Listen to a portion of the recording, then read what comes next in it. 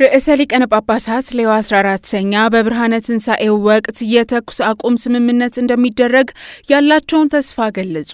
ርዕሰ ሊቃነ ጳጳሳት ሌዮ 14ኛ በካስቴል ጋዶልፎ የርዕሰ ሊቃነ ጳጳሳት ማረፊያ ለተገኙት ጋዜጠኞች ባደረጉት ንግግር የዓለም መሪዎች ጦርነትን በሰላም የሚፈቱበትን መንገድ መፈለግ እንዳለባቸው እንዲሁም ችግሮቻቸውን በውይይት እንዲፈቱ ጥሪ አቅርበዋል።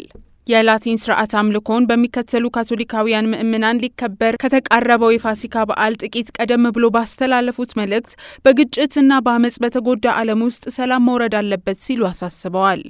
የብርሃነ ትንሣኤ በዓል የተቀደሰ የሰላምና ያስተንትኖ ጊዜ ነው ሲሉ የገለጹት ቅዱስነታቸው፣ ነገር ግን ሁላችንም እንደምናውቀው በዓለም ላይ በብዙ ቦታዎች ብዙ ስቃይ፣ ብዙ ሞትና ንጹሐን ሕፃናትም ጭምር ያደጋው ተጠቂዎች መሆናቸውን እያየን እንገኛለን ብለዋል። ቅዱስነታቸው በመልእክታቸው ለሰላም የማያቋርጥ ጸሎት ብናቀርብም ጥላቻን፣ አመጽንና ጦርነትን ለማበረታታት የሚፈልጉ ብዙ ሰዎች አሉ።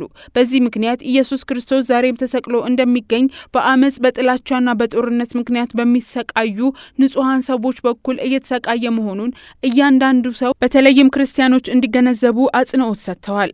ርዕሰ ሊቃነ ጳጳሳቱ የጦርነት ሰለባ ለሆኑት ሰዎች እንጸልይላቸው፣ እውነተኛ ሰላም እንዲወርድ እንጸልይ በማለት አሳስበው በብርሃነ ትንሣኤው የተኩስ አቁም ስምምነት እንደሚደረግ ያላቸውን ተስፋ ገልጸዋል።